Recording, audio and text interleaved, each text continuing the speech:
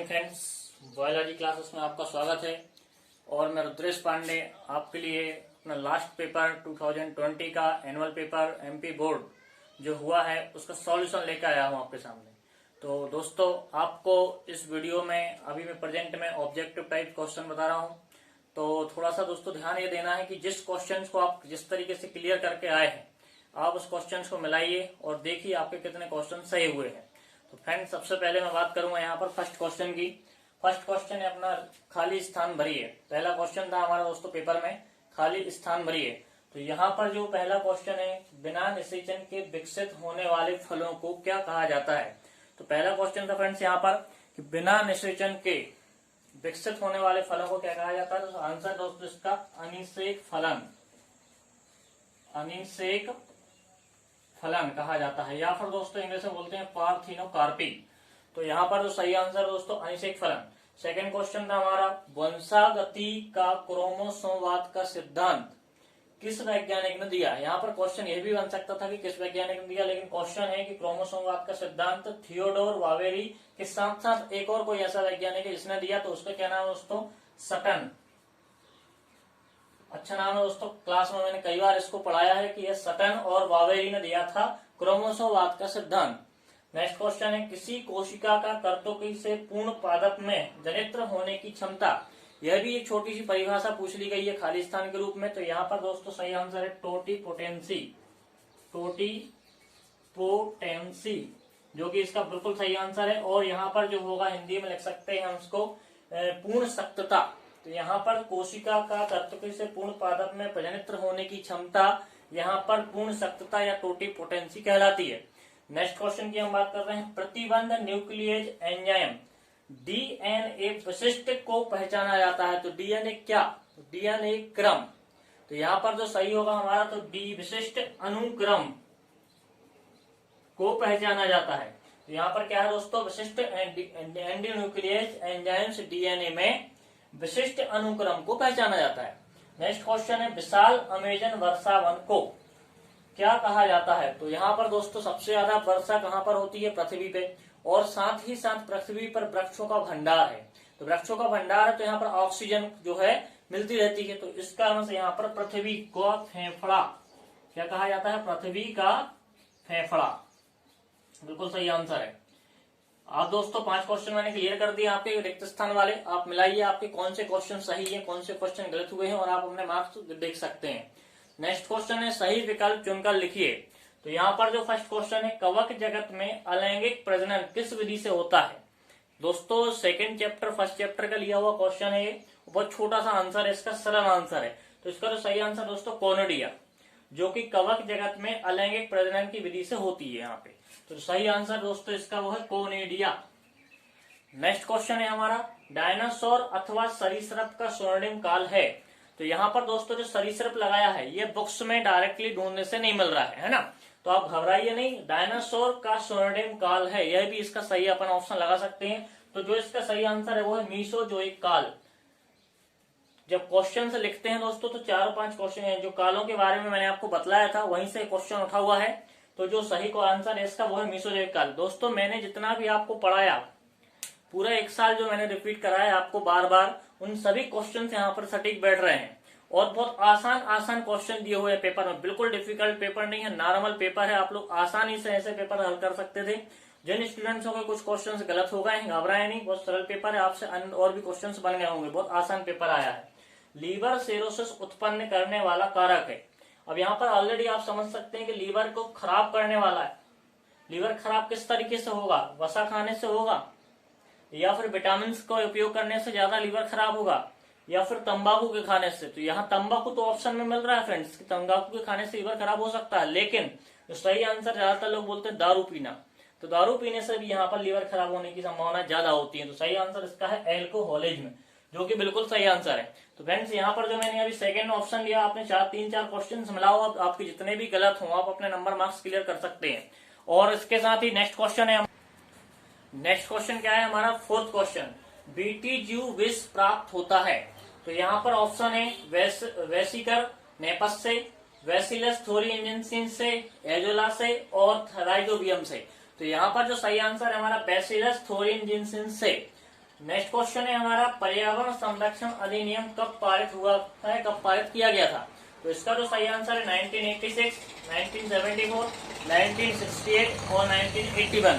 तो इसका जो सही आंसर है 1986। तो यहाँ पर पर्यावरण संरक्षण 1986 को पारित किया गया था। नेक्स्ट क्वेश्चन है हमारा, एक वाक्य में उत्तर दीजिए।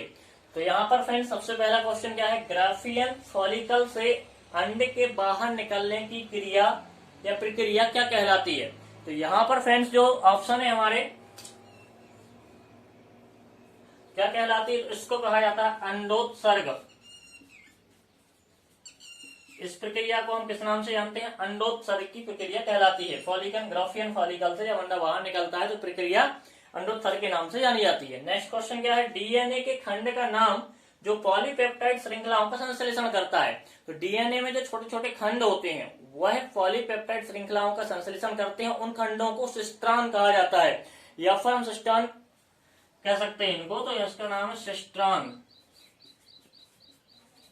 नेक्स्ट क्वेश्चन क्या है दोस्तों हमारा, मीथोनाइन को कोडित करने वाले कोडान का नाम क्या है? तो मीथोनाइन को कोडित करने वाले कोडान का नाम, यानी कि हम इसे कह सकते हैं प्रारंभिक कोडान। तो प्रारंभिक कोडान का नाम क्या है? AUG। यहाँ पर हम प्रारंभिक कोडान भी लिख सकते थे या फिर हम AUG भी लिख सकते हैं, दोनों ऑप्शन अपने सही रहेंगे। तो यहाँ पर है प्रारंभिक कोडान AUG, जो कि क्या करता है, मीथोनाइन को कोडित करने का काम करता है। नेक्स्ट क्वेश्चन क्या है हमारा, मछली पालन को क्या कहते हैं? तो मछली पालन को कहा जाता है पिसीकल्चर। बहुत छोटा सा क्वेश्चन पूछ लिया दोस्तों, वो सरल आंसर है इसका पिसीकल्चर। मछली पालन को पिसीकल्चर के नाम से जानते हैं। नेक्स्ट क्वेश्चन क्या है, सूक्ष्म जीवों द्वारा कीटों खरपतवार नियंत्रण पद्धति को क्या कहा जाता है?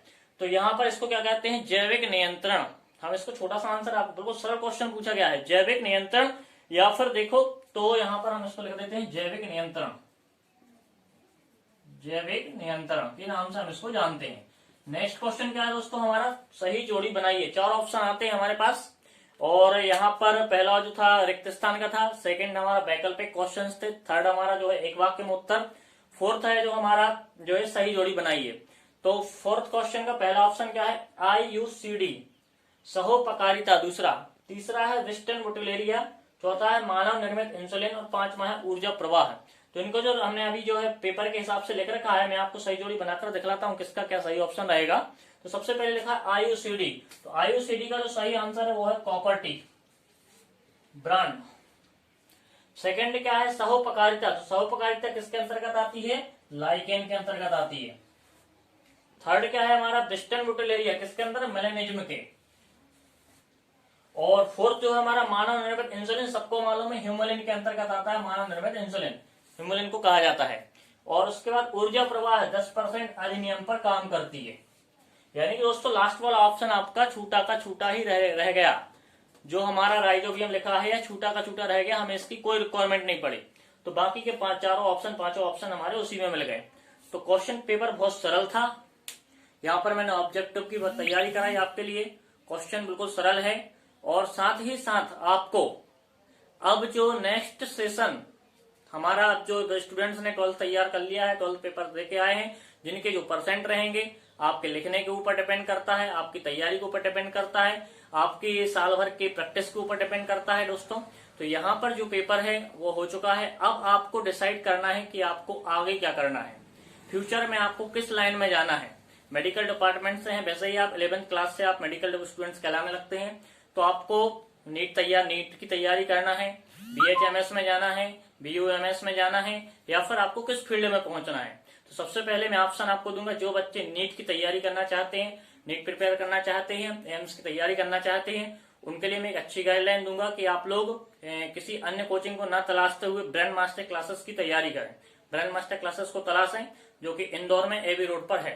तो बहुत अच्छी क्लासेस है वो, और आप लोग उस क्लास की तरफ थोड़ा सा ध्यान दें। उसके जो ऑनलाइन क्लासेस चल रहे हैं उनकी तरफ ज्वाइनिंग की कोशिश करें, क्योंकि मैं खुद उस क्लास से पढ़ा हुआ हूँ, मेरा वहाँ का अनुभव है, बेस्ट फैकल्टी है, और वही फैकल्टी पूरे इंदौर में फैल चुकी है। तो ऐसा नहीं कहूंगा मैं कि वहां नहीं आती या वहां से उसका कोई वो नहीं है, रिव्यू नहीं है। LN है, LN के 3-4 कैंपस बड़े बड़े हो चुके हैं। तो आप खुद समझदार हैं कि एक कैंपस और 3 कैंपस में कितना डिफरेंस होता है।